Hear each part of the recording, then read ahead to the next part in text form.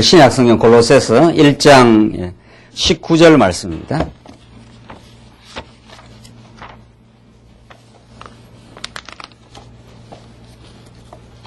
찾으신 줄 알고 봉독 드리겠습니다. 골로새서 1장 9절 말씀입니다. 그러므로 우리도 소식을 들은 날부터 너희를 위해 기도하고 간구하기를 멈추지 않고 있다. 우리는 너희가 모든 영적인 지혜와 총명으로 하나님의 뜻을 아는 지식으로 충만하게 하고 너희가 주께 합당하게 행하여 모든 일에 그분을 기쁘시게 하고 모든 선한 일에 열매를 맺으며 하나님을 아는 지식이 자라고 그분의 영광의 권능을 따라 모든 능력으로 강하게 되어 기쁨으로 모든 것을 참고 견디게 되기를 기도한다. 너희가 빛 가운데서 성도의 유업의 몫을 받기에 합당하게 하신 하나님께 감사드리게 되기를 바란다. 12절까지 우선 봉독드렸습니다. 우리는 지금 신학원 강좌로 이제 골로새서를, 물론 본문 자체는 골로새서를 나가는데 우리가 지금 성경 신학적인 구도에 비춰보면은 우리가 지금 진리, 생활, 체제, 무장의 복음입니다. 그러니까 이 시간 우리 신학원 우리 시간이니까 적어도 물론 어떤 강좌 어떤 교회에서 말씀 전거도 성경을 근거로 해서 우리가 진리를 추적하고 깨달아가고 있는데 좀 더 우리 신학원 강좌니까 이미 아마 에베소, 빌립보, 골로새 뭐 이런 그 짧은 바울 서신들은 여러분들이 여러 차례 공부도 하셨을 거고 또 이제 나누기도 했을 건데 이걸 조금 더 그동안 배웠던 그 말씀을 좀 더 포괄적으로 통합적으로 그 이해하는 그런 그 이 시간 자체가 그런 그 사색의 시간이 되기를 여러분 바랍니다. 우리가 지금 공부하는 그 생활 무장한 에베소스고, 여기가 에베소스고, 이게 빌립보, 골로새, 데살로니카, 전후서, 그 다음에 디모데 전후서부터 빌레몬서까지. 사실은 하나님께서 각 권을 이렇게 다른 그 상황 속에서 하나님이 기록하게 했지만, 성령 하나님의, 진리의 영이신 성령 하나님의 놀라운 편집으로, 이건 정말 사람이 이렇게 이 에베소부터 빌레몬까지 이렇게 편집할 수가 없는 거죠. 사람이. 이거 어떻게 이렇게 그 계열이 있고 질서가 있다는 걸 알 수 있겠어요. 이 성령께서 이렇게 편집을 하게 한 거지요. 예컨대 디모데전서 혹은 빌레몬서가 이렇게 앞으로 나오면은 안 맞는 거죠. 왜냐하면 그건 체제에 관한 그 말씀이니까. 그렇지 않아요? 체제라는 것은 진리의 선포, 우리 인간편에서는 진리의 깨달음의 토대 위에 삶이 혁명적으로 바뀌는 거죠. 가치관도 바뀌고, 세계관도 바뀌고, 삶의 의미도 바뀌니까 생활 무장이 되는 거죠. 생활 무장하는 게 내 생활 잘하라 이런 뜻이 아니라 생활이라는 건 다른 말로 하면 생명과도 같은 말이니까 라이프 영어로 하면은 그 생명적 의미를 갖고 있으니까 죽었던 내가 살아난 거죠. 이 생활 무장하는 거는 과거에 영적으로는 죄와 사망 도발에 죽었던 우리를 그리스도의 지체가 되어 살려낸 거니까 전혀 다른 삶이, 영적 삶이 사실은 천지개벽이 일어난 거죠. 이 진리라는 게. 그래야 새로운 체제가 생기는 거죠. 전에 세상적 체제는 어떤 인간 리더가 있고 인간 리더가 채찍과 당근으로 모든 조직을 움직이는 거죠. 때로는 채찍을 가해서 위협을 가하기도 하고 말 안 들으면 너 곤란해. 말 안 들으면 유치장가. 심하면 말 안 들으면 죽어. 이렇게 되는 거죠. 그게 채찍이에요. 그리고 때로는 살살 달리기도 하는 거죠. 당근을 주는 거죠. 그러면 너 이렇게 하면 너 이런 유익이 있어. 이렇게 움직여가기 때문에 그 조직, 그 체제는 절대로 인격적이지 않죠. 하나님께서 여러분 가지에게 기독교 진리를 깨달을 땐 근본적으로는 계시적 진리고 근본적으로 하나님이 알려주셔야 안다는 거죠. 우리 아까 보는 로마서 말씀도 누가 주의 마음을 알았느냐? 아무도 몰라요. 우리는 특별히 우리가 진리를 깨닫기 전에 죄악 가운데 있을 때는 영적 캄캄한 어둠을 살기 때문에 하나님을 알 길이 없는 거죠. 하나님의 생각도 안 하는 거죠. 그럼 우리에게 하나님이 찾아와 주시고 진리로 조명하시고 성령께서 우리 마음을 밝혀주셔서 하나님 어떤 분인가 알게 하는 거 아니에요? 그렇기 때문에 정말 진리의 깨달음이라는 것은 우리 편에서 우리 편에서 뭐 이렇게 찾아갔다 이렇게 할 수가 없는 거죠. 우리 편에서는 몸부림친 세월밖에 없는 거죠. 진리를 알지 못했을 때. 그래서 진리가 찾아오면 이제 생활 이 진리가 찾아오면 하나님 살아계심의 진리가 깨달아지면 생활에 반드시 그 변화가 생기죠. 생활을 이렇게 해야 된다가 아니라 죽었던 삶이 생명을 얻은 거니까 생명은 생명의 자기 증명을 하게 돼 있어요. 생명이라는 건 씨앗을 심으면 씨앗 안에 생명의 그 생명력을 가지고 있기 때문에 그게 자라게 돼 있어요. 그 생명은 자기 증명을 해요. 어떻게? 성장이라는 걸 통해서 자기 증명을 합니다. 그러니까 여러분과 저에게 진리의 씨앗이 우리 심령에 심기면 성령께서 그 씨앗이 발화하고 성장하고 자꾸 자라게 돼 있어요. 그래서 날마다 새로운 세상을 보고 똑같은 환경 속에 있지만 깨닫는 눈이 달라지는 거죠. 그렇게 되면서 체제가 형성되기 때문에 이때 나오는 체제는 세속적 의미의 체제와는 너무 다른 거죠. 아까 우리 소리에서 말씀드린 대로 세속적 체제라는 것은 어떤 리더가 힘을 갖고 있어야 돼요. 어떤 세속적 힘을 갖고 있어야 된다. 돈을 쥐고 있든지 권력의 강제력을 갖고 있든지 그걸로 움직여 나가는 거죠. 그러나 기독교 체제, 교회 체제, 하나님 나라 체제 이런 것은 어떤 리더가 움직이는 게 아니라 말씀이 움직인다는 거예요. 그러니까 교회 안에서 지도자 혹은 뭐 인간적 표현을 써서 리더라고 하는 건 목사라 장로나 뭐 권사님들이나 뭐 좀 교회 리더라는 표현을 쓴다면 지도자 이렇게 쓴다면 그 사람이 뭐 지도자의 어떤 권위와 힘을 가지고 있는 게 아니라 그 사람이 진짜 리더, 진짜 하나님, 진짜 우리의 통치자 그분에게 얼마나 순종하느냐가 그분의 리더의 힘인 거죠. 말씀의 통치를 받겠다 이런 뜻이니까 그분 자체가 말씀의 능력을 믿겠다 이런 뜻이니까 말씀만이 우리의 영혼과 교회를 움직여갈 수 있는 힘을 가지고 있다 이렇게 보는 거니까 그걸 진짜로 믿는 사람이 교회 이제 체제의 지도자로 하나님께 세우시는 거죠. 그게 너무 다른 거죠. 너무 다른 거죠. 조금 다른 게 아닌 거죠. 그러니까 이런 진리의 속성, 영적인 속성을 모르면 교회나 세상이나 돌아가는 건 마찬가지야. 그게 세속주의가 교회를 돌아온단 말이죠. 세상 조직 돌아가려면 다 힘도 있어야 되고 돈도 있어야 되고 뭐 이것도 저것도 있어야지 세상이 돌아갈 거 아닙니까? 교회도 마찬가지야. 그렇게 해서 지금 한국 교회가 그렇게 되고 있어요. 실제로. 왜? 그 사람들이 꼭 나빠서 그런 게 아니에요. 여의도에 있는 그 교회가 그렇게 꼭 나빠서만 그런 게 아니라니까요. 나쁜 걸로 치면 어때요? 나쁜 걸로 치면 악한 걸로 치면 어떠냐 이 말이에요. 악한 걸로 치면 똑같지요. 그 사람이나 우리나 악한 걸로 치면. 근데 왜 그 사람은 그렇게 교회를 그런 식으로 돌리느냐 말이죠. 그 진리가 없어서 진리의 힘을 믿지 못하니까 하나님 살아계심을 진짜 못 믿으니 그 진리의 힘이 없으면 삶이 절대로 변하지 않아요. 그렇잖아요? 예. 삶이 변화하는 게 아니라 살면 살수록 악만 나와요. 살면 살수록 세속적 방법 나온다니까요. 왜? 사는 게 만만치 않으니까. 광야를 헤쳐가는 게 만만치 않아요. 그러니까 자꾸 방법론이 더 세련화되는 거예요. 그 세상은 문화가 발달된 게 아니고 방법론이 세련화되고 있습니다.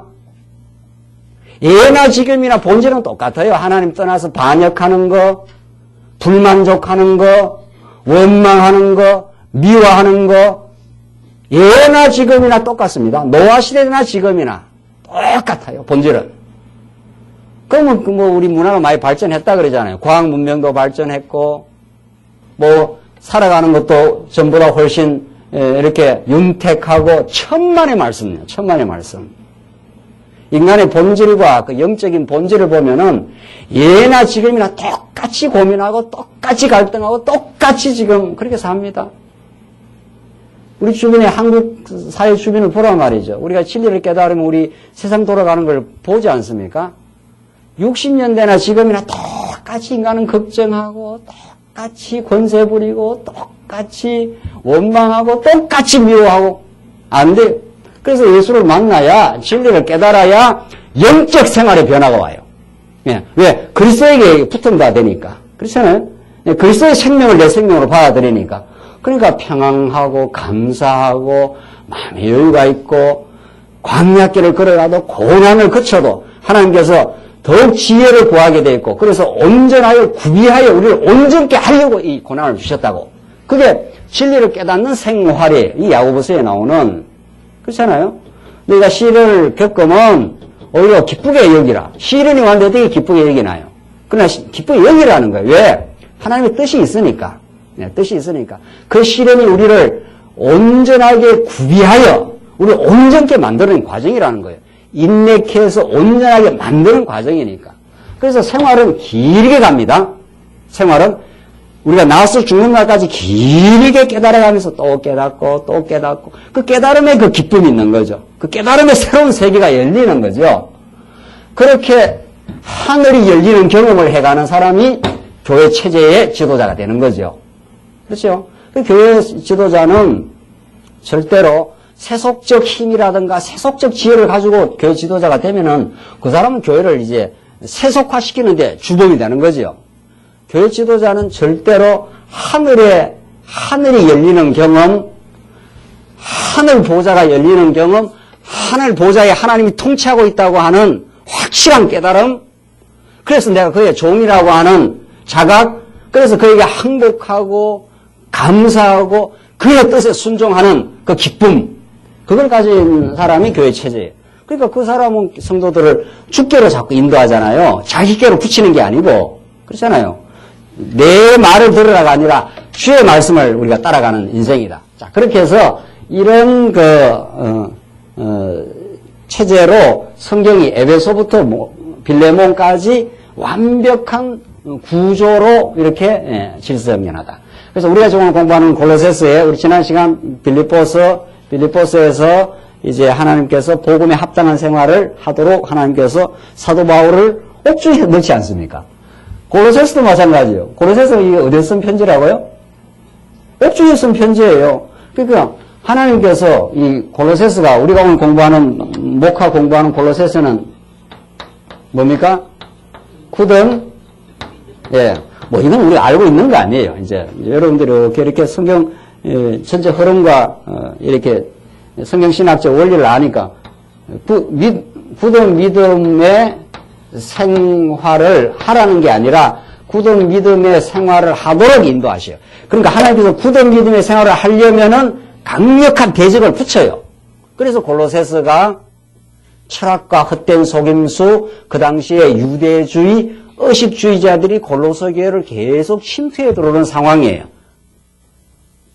그러니까 성도들이 흔들리는 거죠. 구약의 의식을 좀 해야 되지 않아? 헬라 철학도 그래도 좋은 거 아니야? 이런 상황이에요. 그래서 골로새서가 그걸 강력하게 변정을 하고 있지 않습니까? 헛된 철학과 속임수를 넘어가지 마. 그것이 너희를 영혼을 노략질하는 거야. 의식에 거의 넘어가지 마. 구약의 모든 의식들은 예수 그리스도의 몸 대신 예수 그리스도의 그림자야. 이 골로새서에 다 나오지 않습니까? 그러니까 하나님께서 굳은 믿음의 생활을 하게 하려면 교회를 어디다 가운데 두신다고요? 온실에다 두는 게 아니고 어디다가 광야에다가 시련이 바람이 몰아치는 데다가 비진리가 흉흉한 바다에다 두는 거죠. 흔들리는 그 바다에다가. 그래야 하나님만 굳게 믿을 거 아니에요. 그렇죠? 성경 말씀이 그렇게 돼 있어요. 그래서 하나님 말씀은 온실 속에서 그렇게 깨달아지는 게 아니라 계속 부대끼는 도전과 흉흉한 파도와 이런 삶의 과정 속에서 하나님께서 우리를 굳게 만들어주세요. 흔들리지 마. 뿌리를 내려 그리스도가 지금 통치하고 계셔. 이게 골로새서 말씀이에요. 그래서 우리 지난 시간 이제 사도 바울이 복음 전파를 우리 지난 시간 1절로 우리 지난 8절까지 읽은 가운데서 참 너희들이 복음 진리를 들었다는 것을 들으니 참 너무도 감사하다. 너희들이 복음을 들었다는 건 이건 위대한 일이다. 그렇잖아요? 우리 진리 앞에 복음 같은 말이에요. 진리하는 건 보다 포괄적 언어고 복음해서 굿뉴스니까 이건 굉장히 그 인격적 표현이에요. 우리가 죄와 허물로 죽었던 우리를 살리려고 하나님 어떤 신분인가를 어서 보면 가르쳐 주려고 이 땅에 찾아오신 좋은 소식이니까 그걸 복음, 유앙겔리온, 좋은 소식, 진리 했을 때는 가장 포괄적 그 명제로 그렇게 써. 그러면 다 같은 말이에요. 뜻은 다 같은데 그 사도 바울은 너희들이 복음을 들은 건 참 위대한 일이야. 이거는 천지가 개벽하는 일이야. 그래서 서구 기독교가 점점 액세서리화돼 갑니다. 문화화돼 가요. 서구 기독교가 구라파도 마찬가지고 미국도 그렇게 점점 변해가요. 그러니까 주일날 한번 액세서리인 거예요. 일주일 동안 내내 자기 뜻대로 살다가 그래도 내가 뭐 그 하나님을 믿으니 하나님께 인사라도 하러 가야 되겠냐. 액세서리 있잖아요. 액세서리 모르시나요? 이 액세서리를 이렇게 덧입히면 이렇게 조금 돋보이지 않아요. 없어도 되고 없어도 되는데 없으면 좀 아쉬우니까 이렇게 좀 원래 내가 그런 대로 괜찮은데 그걸 좀 돋보이게 하는 것 정도 그렇게 돼가고 있어요. 그 주일날 그냥 교회 가서 다리 꼬고 성경 안 봐요. 성경 가져가지도 않아요. 서구교회는 다리 딱 꼬고 그냥 목사가 앞에 한 20분 이러쿵저러쿵 하는 이야기 적당히 듣고 그래 뭐 하나님 있겠지 살아계시기 뭐 있겠지 이 정도 수준에서 듣고 예식에 참여한 걸로 끝이에요. 그래서 기독교는 계속해서 아시아 쪽으로 생명처럼 찾는 사람 쪽으로 이제 가게 돼 있어요. 또 하나님께서 그렇게 하시고요. 그래서 이 진리를 너희가 들었다는 거 이건 생명을 얻었다는 거다. 죽었던 사람한테 생명처럼 뭐 귀한 게 어디 있습니까? 이거는 뭐 전부다 이렇게 되는 거죠. 우리가 뭐 예컨대 물에 빠져 죽는데 이렇게 건져내면은 그 뭐 재산이고 뭐고 다 필요 없잖아요. 죽어버리면은 그만큼 복음이라는 것이 핵심적인 가치고 위대한 가치고 너희들이 그것을 들었다는 건 나는 너무도 감격하고 감사하게 생각을 한다. 그래서 9절 기도가 나와요. 이 복음을 들으면 복음에 입각한 반드시 기도가 나옵니다. 그러니까 근본적인 삶의 원동력은 복음 자체고 그 사람이 어떻게 살아가고 있는 걸 현상적으로 현실적으로 보려면 그 사람의 기도를 보면 되는 거죠. 기도는 그 복음에 비추어 나오는 거니까 기도는 인간의 궁극적 기원입니다. 그러니까 자식이 많이 아프다, 지금 죽어간다 이러면 어머니의 그 궁극적 그 바람이 뭡니까? 내가 죽어도 얘가 살았으면 좋겠다 뭐 이런 거 아닙니까? 기도는 그런 겁니다. 기도는 해도 되고 안 해도 되고 그런 게 아니고 뭐 기도 안 해도 뭐 하나님 언약대로 다 이루어진다. 이거는 논리적으로 설명할 때 언약대로 다 이루어지는 거지 반드시 언약 성취의 과정에 반드시 하나님께 기도하게 하시죠. 그래서 여러분과 저희가 얼마나 간절한 기도가 있는가, 간절한 아픔이 있는가, 간절한 진리에 대한 사모하는 마음이 있는가, 그리고 간절히 이 말씀을 누리고 싶은가, 그리고 이 말씀이 퍼져나가기를 바라는가. 복음 자체는 인생의 근본적인 모티브를 전달하는 거고, 복음이 이런 거야, 이러면은, 이거는 천지가 개벽하는 그 가치관을 전달하는 거고, 진짜 그 가치가 내면화되어 가는 과정에 발생하는 것이 기도입니다. 왜냐하면, 복음을 우리가 몰랐을 때는 가짜 기도를 한 거니까, 기도 없는 사람 없어요. 누구나 간절합니다. 누구나 간절합니다. 이 땅에서는 정신 나간 인생이 아니고는 누구나 잘 살기를 얼마나 간절히 원합니까? 우리 자식들이 인류대학 가기를 온몸을 다 던져 하지 않아요. 왜냐하면 그렇게 해야 살 것 같으니까. 이 세상이 고단하니까, 힘드니까. 그러니까 막 고3을 둔 그 부모는 막 온 인생을 다 거의 걸지 않아요. 그 간절하다 이런 뜻이에요. 그게 나쁘다 이런 뜻은 아니에요. 우리 예수 믿는 사람이 대학 열심히 가는데 뒷바라지 하는 게 나쁘겠어요. 그게 궁극적 목적이 되니까 문제가 되는 거지. 우상이 되는 거지. 그래서 누구나 간절합니다. 누구나 인생은 정신이 나가지 않는다 하면은 아픔도 많고요. 갈등도 많고요. 지금 이렇게 앉아 계시지만 어딘가에 인생에 찐빠가 나 있고 어딘가에 아픔이 있고 그래요. 틀림없이. 그러니까 이런 것들이 해소되었으면 하는 이런 간절함이 있어요. 간절함이 있습니다. 그러니까 그게 복음을 깨달으면 간절하고 바른 기도로 성화가 되는 거죠. 바르게. 그렇잖아요? 그래서 기도는 그렇게 중요합니다. 그래서 그 사람이 기도를 들어보면 그 사람의 기도라는 것이 그 사람을 계속 이렇게 움직여 나가고 있는 힘이니까 하나님 말씀을 더 알고 싶습니다. 말씀을 우리가 깊이 모르면 이렇게 어리석을 수가 없습니다. 내라는 인생이. 분노하고 갈등하고 자기 의를 증명하기에 바쁘고 하나님 내가 말씀 없으면 살 수가 없습니다. 하나님 말씀을 내게 가르쳐 주십시오. 말씀을 잘 들리게 해 주십시오. 말씀 듣는 시간을 참 소중하게 생각하십시오. 그게 기도의 그 첫 출발입니다. 사도 바울이 그렇게 말합니다. 그러므로 우리도 소식을 9절 들은 날부터 너희를 위하여 기도하고 간구하기를 멈추고 있지 않다. 간절히 구한다는 거 아니에요. 그냥 구하는 게 아니에요. 하나님 이거 없으면 내 죽습니다. 이런 거예요. 우리는 너희가 모든 영적인 지혜와 총명으로 하나님의 뜻을 아는 지식으로 충만하게 하고, 이게 첫 번째 기도예요. 하나님, 나는 하나님 아는 지식이 없으면 내가 얼마나 무지하고 어리석어서 마음의 평안을 얻을 수가 없습니다. 이런 뜻이에요. 하나님 아는 지식으로 충만하지 않으면 다른 것으로 반드시 충만하게 돼 있으니까 인간은 채워지지 않으면 못 살아요. 무언가로 살아요, 인간은.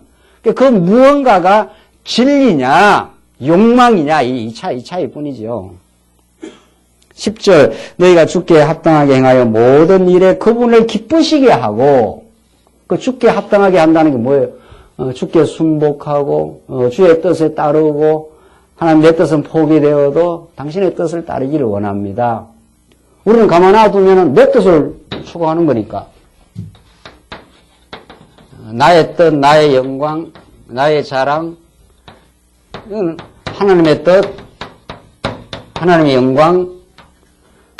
진리를 알면 하나님 당신의 영광이라는 우리 종교개혁자들이 진리를 깨달았어요. 뭐 우리처럼 포괄적인 일은 아니지만 그래도 그 시대로서는 혁명적인 진리를 깨달았어요.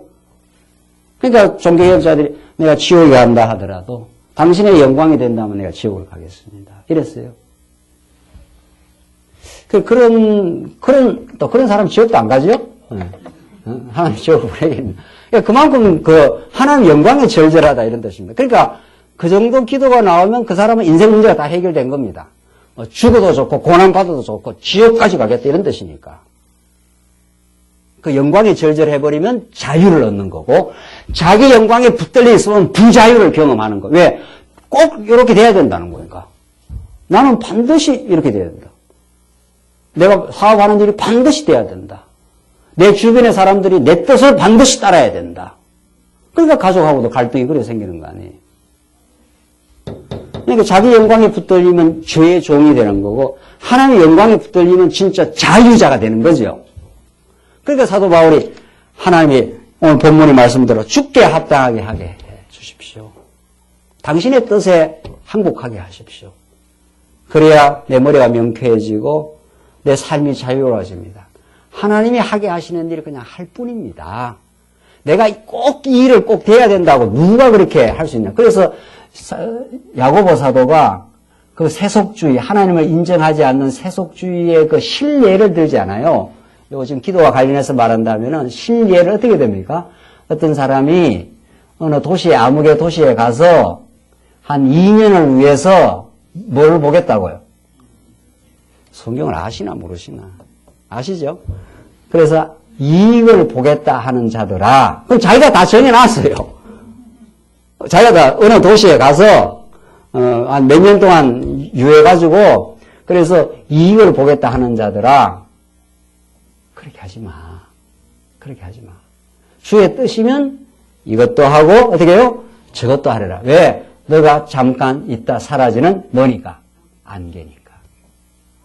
여러분, 우리가 이게 실체가 아닙니다. 오늘 감축사님도 계시고 하는데, 그 과학적으로 봐도 우리가 실체가 아니에요. 우리가 이 껍데기 보니까 이게 뭐가 있는 거죠. 우리 조금만 과학적으로 이해해도 그렇고, 역사적으로 이해해도 우리는 실체가 아니에요.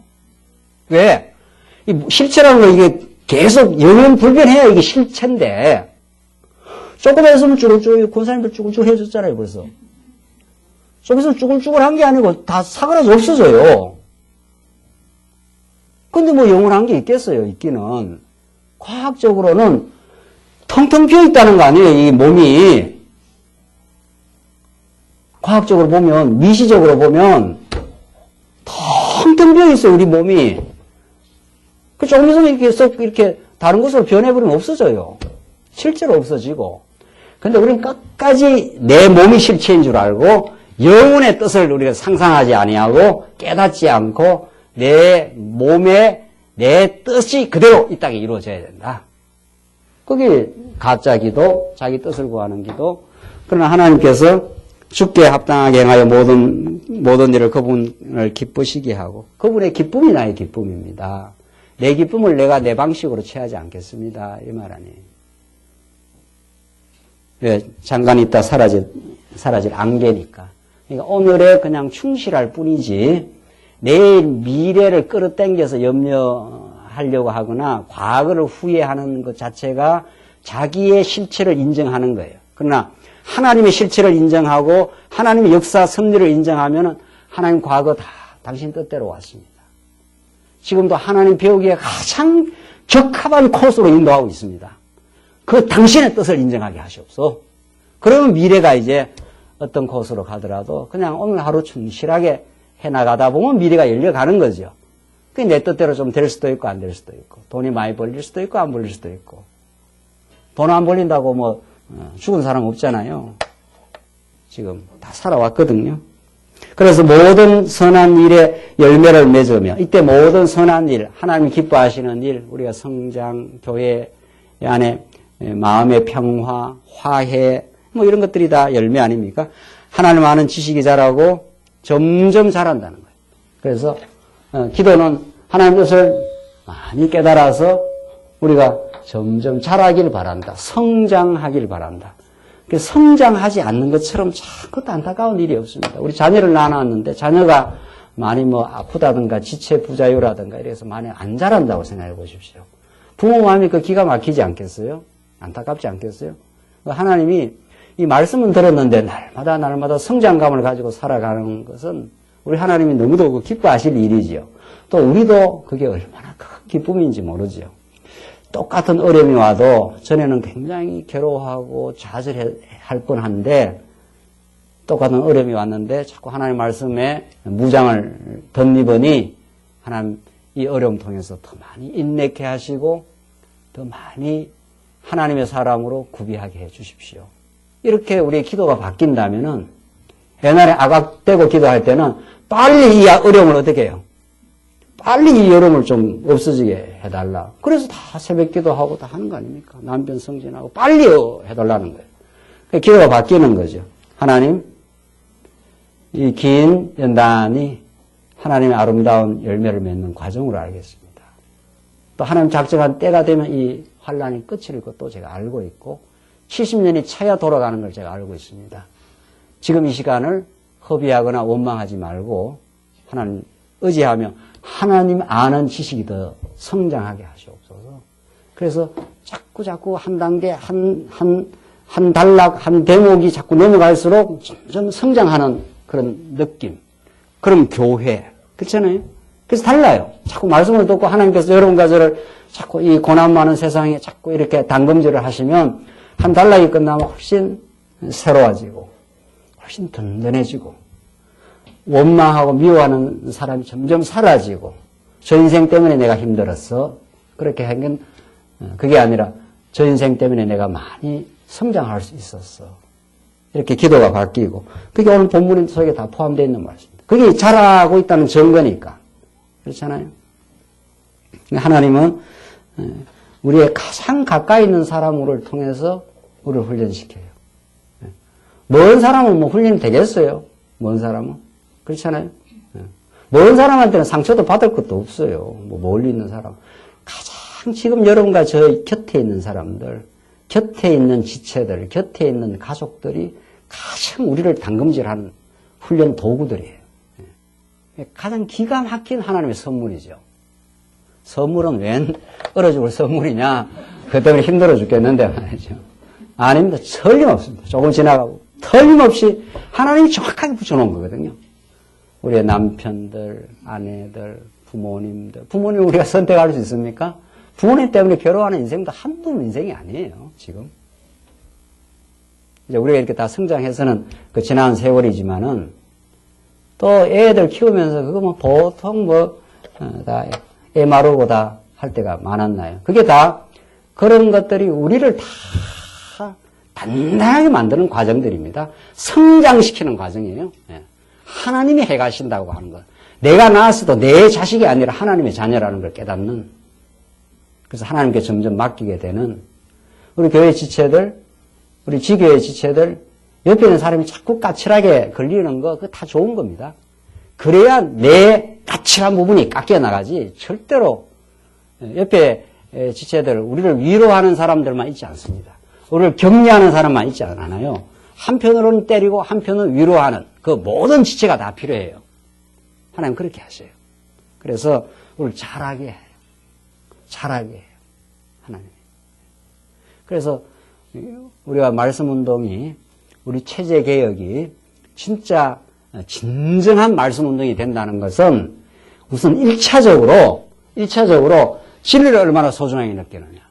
2차적으로는 얼마나 내 삶 속에 성장감을 느끼고 있느냐. 점점 더 분명하다. 확실하다. 내게 주변에 같이 동역하고 같이 살아가는 지체들이 나를 깎아내고 나를 든든하게 만드는 하나님의 선물들이다. 뭐 그게 돼야 그 다음에 체제에서 섬길 거 아니에요. 그 훈련이 안 되고는 체제 속에 넣어놓으면 계속 어려움이 생겨요. 틀림없어요. 어린아이들은 계속 갈등하지 해소를 못한다니까요. 그러니까 여기서 많이 진리에서 깨닫고 생활에서 단련되어 성장하면 그 다음 미숙한 성도들, 안타까워하는 성도들을 이해할 수도 있고 가이드할 수도 있고 격려도 할 수도 있고 함께 울 수도 있지 않아요. 자기가 그 아픔을 못 겪고 성장 안 해본 사람은 다른 사람 아픈 걸 이해를 못 하잖아요. 왜 우리 아파야 돼? 뭐 이런 식으로 나간다든가. 뭐가 우리가 아파? 이거 환장하는 거죠. 지금 그 사람은 아파 죽겠는데 지금 힘들어 죽겠는데. 그래서 그런 기도를 하나님 하세요. 여러분과 저에게 이런 기도를 만들어내요. 그래서 11절 그분의 영광의 권능을 따라 모든 능력으로 강하게 되어 기쁨으로 모든 것을 참고 견디게 되기를 기도한다 그러잖아요. 사도 바울의 기도는 빨리 이 어려움이 없어지게 해달라고 기도한 게 아니고 모든 것을 참고 견디게 되기를. 그런데 중요한 거는 그냥 참으라면 참아지겠어요? 그 앞에 말이 있잖아요. 뭐라고 했습니까? 예, 그분의 영광의 권능을 따라 모든 능력으로 강하게 돼요. 진짜 설명하는 거죠.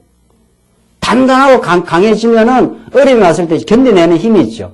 그리고 강하게만 해서 되는 게 아니고 기쁨을 하나님이 주셔요. 그러니까 강하게 되어 기쁨으로 참고 견딘다는 거 아니에요. 그래서 인간은 대안이 필요합니다. 여기 쓰레기통이 있는데 이 쓰레기통인데 여기 이거 안 먹으면 죽는다.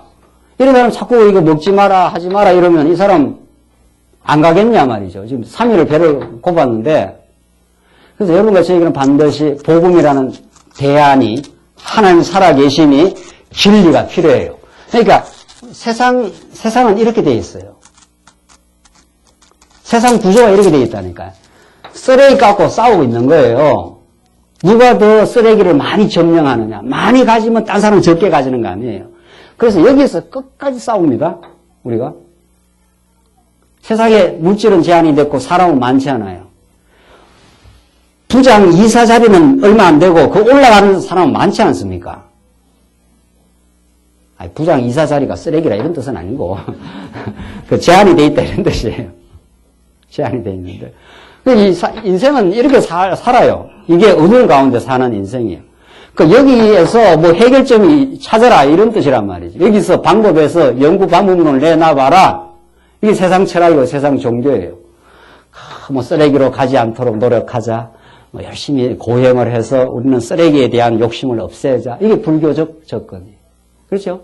불교라는 거는 3개월 동안 들어가고 이 쓰레기 같은 세상 욕망을 버리도록 하자. 뭐 이렇게 해서 열심히 불교에서 그렇게 수행하고 고행하고 도 닦고 책 읽고. 기독교는 이런 게 아니에요. 기독교는 뭐 이런 걸 하지 마라 하라 뭐 이런 종교가 아니고 어떤 종교예요? 쓰레기의 가치보다는 기가 막히게 좋은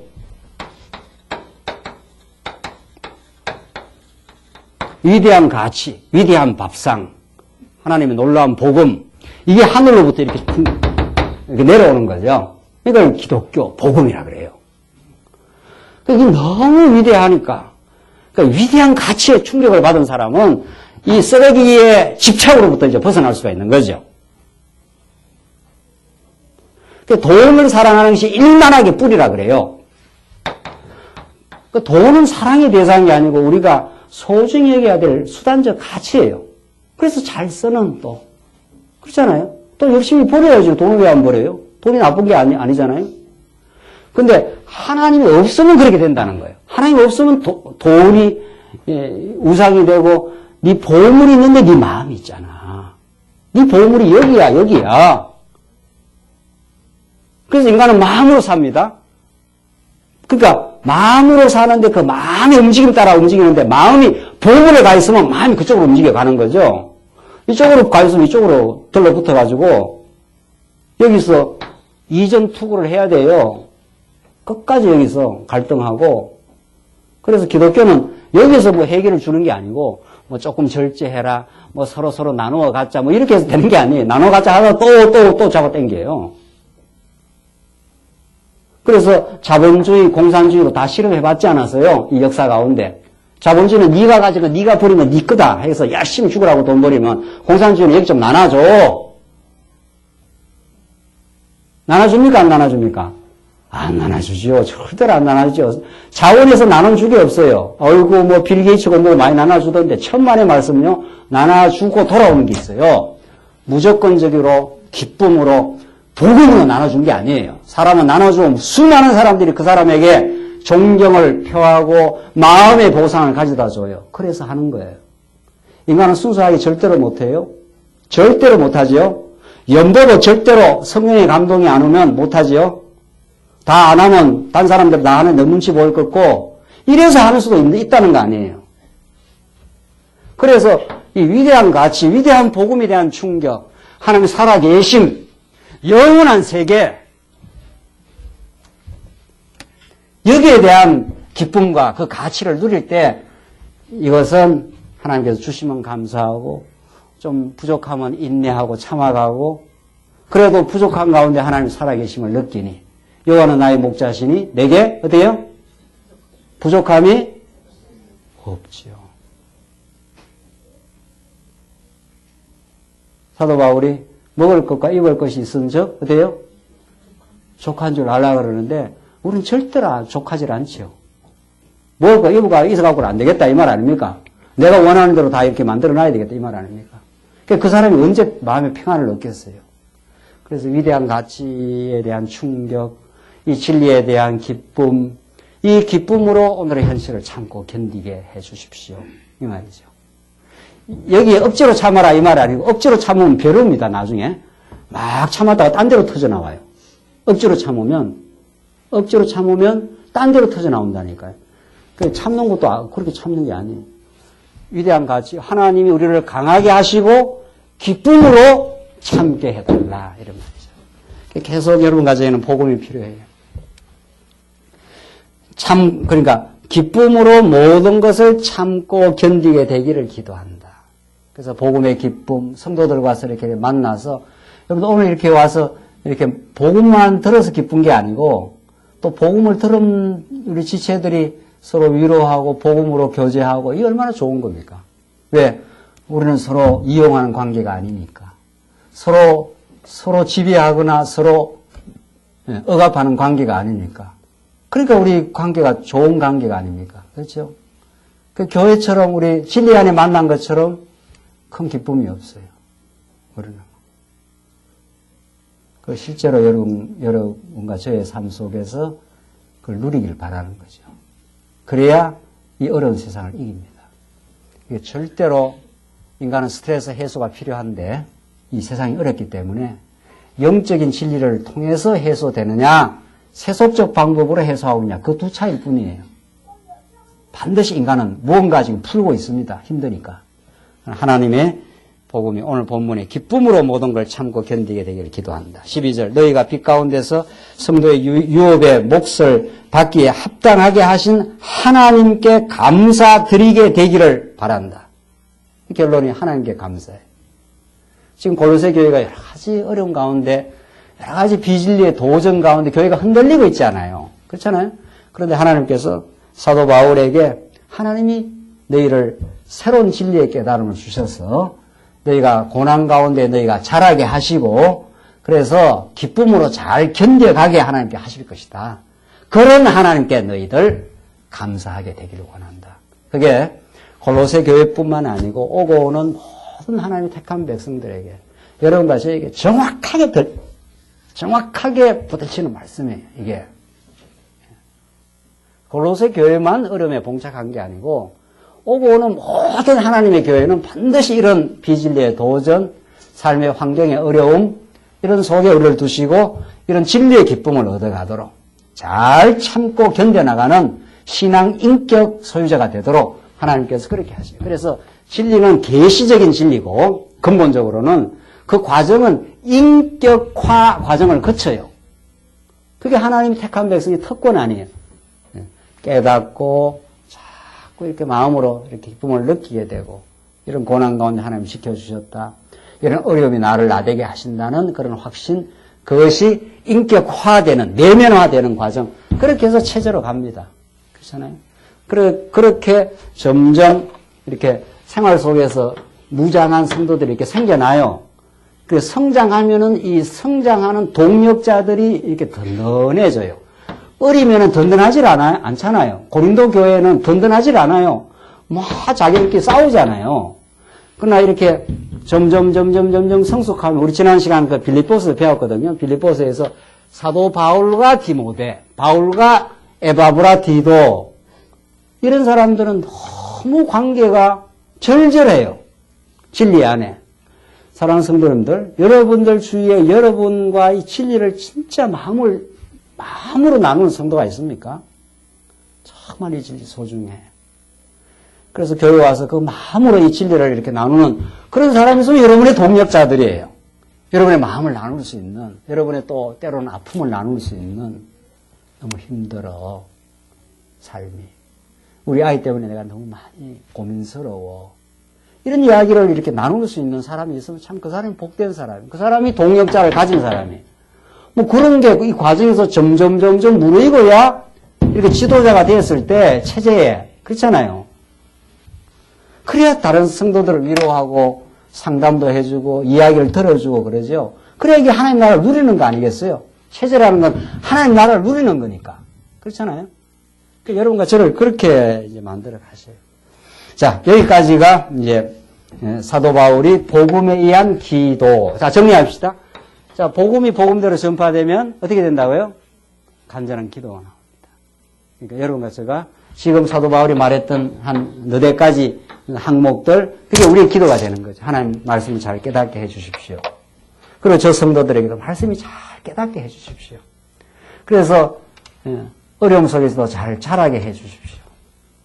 자라야 세상을 정복을 합니다. 어린아이면 맨날 어린아이 노릇만 하면 언제 우리가 이 세상을 정복을 하겠느냐고. 이 악바구니 같은 세상을. 그래서 감사하는 인생, 찬양하는 인생, 그게 세상을 정복한 사람이에요. 예수님이 고난을 딛고 십자가를 통과하여 부활로 승리했지 않았어요? 그러니까 우리도 그런 과정을 가는 거죠. 우리가 많은 고난도 겪고 죽음 같은 시련도 그쳐도 마침내 부활에 이르러 승리하도록 하십시오. 그래서 잘 견디게 하십시오. 오늘을 잘 견뎌 오늘 하루하루를 살게 하십시오. 그래서 마침내 감사하게 하십시오. 이게 사도 바울이 골로새에게 주신 기도고 우리의 기도예요. 그래서 13절로부터 이제 계속 이제 본격적인 복음의 설명이 나오는데 아버지께서는 우리를 어둠의 권세에서 구해내시어 자신의 사랑하는 아들의 나라로 옮기셨으며 우리는 그 아들 안에서 구속, 곧 죄사함을 받았다. 이 기가 막힌 스토리 아닙니까? 우리가 과거에는 어둠의 권세에 사로잡혀 있었는데 아버지께서 우리 하늘에 계신 우리 정말 여호와 우리 대신 우리 아버지, 그러니까 여호와 우리 신약적 표현으로는 아버지 다 동격이에요. 우리 구약에 아주 뚜렷하게 고유명사로 나오는 우리 여호와, 그게 언약을 이루시는 분, 그걸 인격적 표현으로 가장 우리에게 와닿는 표현으로 아버지 이렇게 표현을 하는 거란 말이죠. 그게 똑같은 거죠. 여호와라는 것은 명제적으로 언약에 신실하신 하나님, 이런 그 신학적 의미를 풍부하게 담고 있는 가장 고유명사로서 여호와가 등장하고, 그걸 사도 바울이 신약에 와서는 가장 우리에게 친근하게, 가장 와닿게 우리 아버지 이렇게 표현하는 거죠. 그래서 예수님이 하나님 아버지의 아들로, 아들이나 아버지나 그 권세가 똑같으니까 이 헬라어 용법상 아들이 아버지보다 이렇게 격이 낮은 게 아니라 똑같아요. 그래서 그 아버지로 그렇게 표현해요. 그 아버지가 그 탕자 비유가 다 그런 거 아닙니까? 그래서 아버지께서 우리를 어둠의 권세에서 구해내시어 자신의 사랑하는 아들의 나라로 옮기셨으며, 우리가 흑암의 어둠 속에 있다가 사랑하는 아들의 나라로 옮겼으니까 얼마나 우리가 종에서 아들의 신분으로, 그러니까 종은 맨 짓밟히고 시키는 일이나 해야 되고 비인격적인 처사를 당해야 되는데, 아들은 그렇지 않잖아요. 아들은 당당하고 자유롭고 먹을 것이 많고 입을 것이 많은 적, 이렇게 했잖아요. 그 여러분과 제가 아들의 나라로 옮기기 전 아들들이에요. 그 얼마나 신나요? 그렇잖아요. 예. 세상 걸 우리가 많이 못 가져도 우리 아버지가 누구니까? 우리 하나님이 우리 아버지니까. 세상에 이런 고귀한 신분이 있나요? 그렇잖아요. 그래서 절대로 우리가 예수를 믿으면 하나님을 안다, 복음을 안다, 이런 것은, 이 복음은 하나님 아닙니까? 하나님 그 자체, 하나님 보내신 예수 그리스도니까. 복음을 안다 했을 때는, 나를 안다, 이렇게 돼 있어요. 복음을 모르면, 그렇잖아요? 복음을 모르면 어떻게 되는 겁니까? 나를 모릅니다. 나를 모른다는 말도 되고, 더 정확하게 말하면 복음 대신 우리 하나님에 대한 영적인 지식, 올바른 지식이 없으면 나를 잘못 압니다. 잘못 규정해요. 어떻게? 세상에서 사니까 우리가 이제 곧 뒤에 나오는데, 예수님이 만물의 지배자라 이런 말이 이제 곧 뒤에 나오는데, 하나님을 알면 나를 알고, 나를 알면 자기 인생이 정확해지는 건데, 하나님을 모르면 나를 모르잖아요. 나를 지으신 분, 나를 통치하는 분, 내게 언약을 맺으신 분, 그걸 모르니까. 그리스도 안에서 언약을, 그 나를 모르면 하나님으로 규정을 하는 게 아니고 누구로 규정을 하겠어요? 자신을 뭘로 규정을 하겠냐 이거죠. 세상으로. 그걸 세속주의라 그래요. 지금 이 개념을 정확하게 규정을 하고 있어야 우리가 이제 말씀을 들을 때 정확하게 들어옵니다. 이 세상의 가치, 우리가 세상에 살기 때문에 사람은 가치 따라 움직이지 않습니까? 오늘 여기 왜 오셨어요? 뭔가 가치가 있으니까 몸은 가치 따라 움직입니다. 여기 어떻게 오셨냐고요, 우리 권사님. 뭔 가치가 있으니까 왔겠죠. 말씀에 대한 가치, 말씀을 듣는 것에 대한 가치, 뭐 성도들과 말씀을 나누는 가치가 내 몸을 움직이지 않습니까?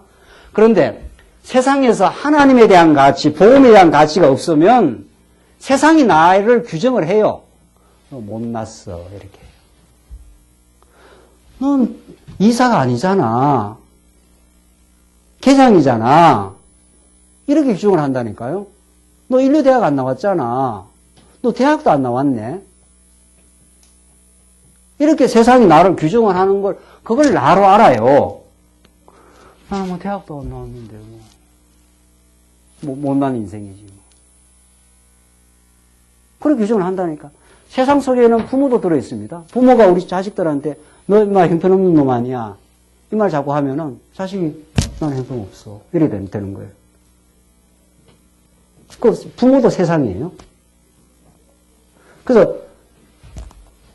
그런데 복음을 안다, 하나님을 안다는 건 하나님으로 우리의 가치가 규정이 돼요. 하나님 우리 아버지, 하나님 우리를 흑암 권세에서 사랑의 아들의 나라로 옮기신 긍휼하신 분, 하나님 우리를 최고로 바라보는 분, 아버지 집에는 먹을 것도 많고 입을 것도 많은 것, 이렇게 돼요. 그래서 내가 세상으로 규정돼서 찌그러져 있다가 혹은 가짜로 자기 세상에서 좀 잘 나가는 사람들 있잖아요. 그럼 자기가 굉장히 뻥이잖아요. 내만큼 돼봐, 뭐 이런 거죠. 그게 다 가짜예요. 그럼 가짜로부터, 세속주의로부터 해방되어 하나님의 언약적 관계 속에 하나님으로 사는 사람이 되는 거죠. 그래서 하나님의 아들 이렇게 되는 거죠. 그래서 어둠의 권세에서 사랑의 아들의 나라로 옮기셨다. 세상의 부패한 가치로부터 하나님 아버지의 나라로 옮겼다. 이런 뜻이에요. 그래서 나를 그렇게 규정을 한단 말이죠. 그래서 나를 규정했던 이 돈, 명예, 권력, 세상 관계들, 그 사람들 만나면 자기 주변에 아주 뭐 세상으로 대단한 사람들을 많이 소개하고 다니는 사람이 있잖아. 아, 내가 어제 시장을 만났는데 뭐 이런다든가. 뭐 시장이 대단한가 봐요. 그런 걸 웃기는 거라고 해요. 그런 것들이 자기의 어떤 가치예요. 왜 명품을 좋아하나요? 명품 왜 좋아하느냐고요? 명품을 이렇게 달고 있어야 내가 명품이 되니까. 그렇습니까? 야, 명품이 뭔지 잘 모르겠는데. 명품. 뭐가 명품이에요? 명품 뭐 있잖아요, 명품. 가방 뭐 이렇게 좋은 가방 있다면서요. 예? 루이비통인지 뭐 이런 거예요. 아니, 뭐, 루이비통을 들고 다니는 건 나쁘다고 할 건 없어요. 그거 뭐, 여건이 되면 들고 다니지, 그거요. 그걸로 인간이 규정이 되겠냐, 이거예요. 그게 우리의 가치냐, 이거예요. 절대로 아니죠? 절대로 아니지, 진짜. 그런 것들이 우리의 가치가 될 수가 없어요. 그거는 그냥 하나님께서 그냥 그때마다 들고 다니는 가방이지. 그 가방이 나를 명품 만들어주겠냐, 말이죠. 그래서 하나님이 명품이에요. 하나님이 대단하셔요. 하나님은 위대하셔요. 정말 위대하셔요. 그분 살아계시고 자비하시고 신실하시고 우리를 사랑하다 못해 당신의 아들을 십자가에 못 박기까지 사랑하시고 내가 너를 이렇게 사랑해. 너는 내한테 이렇게 소중해. 이 세상 전부하고 바꾸지 않아. 여러분의 아들을 세상과 바꾸겠어요? 제가 옛날에 광야에 있을 때 늘 그 비유를 많이 했는데 우리 아들이 있는데 어떤 사람이 와서 세상을 하나 줄 거니까 아들을 내가 챙겨가겠다. 다시는 내 이제 아들을 못 본다. 아이고, 그래라면 가져가라. 나는 세상을 하나 얻겠다. 이런 부모가 나오겠냐 말이죠. 절대로 안 하죠. 야, 어디서 이게 죽으려고 와가지고 말이지. 내 아들은 세상 전부하고 안 바꿔. 제일 소중해. 우리 부모도 그러는 판인데, 우리 하나님이 여러 것을 그렇게 가치롭게 본다니까요. 그래서 오늘 본문이 그거예요. 아버지께서는 우리를 어둠의 권세에서 구해내시어. 구해냈다는 건 가치 있으니까 구해냈지요. 가치 없으면 내버려 둬버리지 그걸 왜 구해내. 그래서 자신의 사랑하는 아들의 나라로 옮기셨으니 사랑하는 아들의 나라로 옮겨놨다. 세상에서 그 건져내가지고 이렇게 아들의 나라로 옮겼다는 거예요. 그래서 세상 가치는 있으면 있는 대로 없으면 없는 대로 뭐 이렇게 좀 좋은 옷 입을 수도 있고 뭐 좀 뭐 허름한들 그게 내 가치를 규정하나요? 그래서 세속주의로부터 점점 해방된 자유자가 되는 거죠. 감사해. 하나님 한 분으로 충분해. 하나님 나의 영원한 행복, 영원한 기쁨이야. 그리스도로 말미암아 이 기쁨을 아무도 세상이 빼앗아갈 수 없어. 내가 너에게 평안을 주노니 이 평안을 어떻게 해요? 아무도 빼앗을 수 없어. 사랑하는 성도님들, 이 세상에서 우리가 얼마나 많이 치이고 잘못 규정되고 비교당하고 억압받고 그렇게 살아왔는지 모릅니다. 그리고 또 때로는 다른 사람을 억압하기도 하고 비교하기도 하는 그런 허탄한 가치로 오늘 본문의 말씀 하나님 살아계시고 그분이 우리를 사랑의 아들의 나라로 사랑하는 아들의 나라로 옮겼어요. 그래서 다시는 너를 사단 권세한테 안 내줘. 너는 내한테 최고 소중해. 나는 아들을 십자가에 못 박기까지 너를 사랑하는 넌 내 사랑하는 아들이야. 그게 우리 아버지 되시는 우리 여호와 되시는 하나님의 복음이에요. 이 위대한 가치에 정말 기쁨이 되고 꽂혀서 정말 세상에 흔들리지 아니하는 흔들려도 이제 다시 뿌리를 받고 든든히 서는 복된 성도의 삶 있기를 바랍니다. 기도하십시다. 자비하신 하나님 아버지 은혜를 감사합니다. 우리에게 들려진 이 복음의 가치를 잘 누리게 하시옵소서. 이제 우리 삶 속에 우리의 성도들과의 관계 속에 우리의 가족들과의 관계 속에 많이 흔들리지 말고 이제 든든히 뿌리를 내려 굳은 믿음의 삶으로 우리를 인도하시옵소서. 예수님 이름으로 기도하옵나이다. 아멘.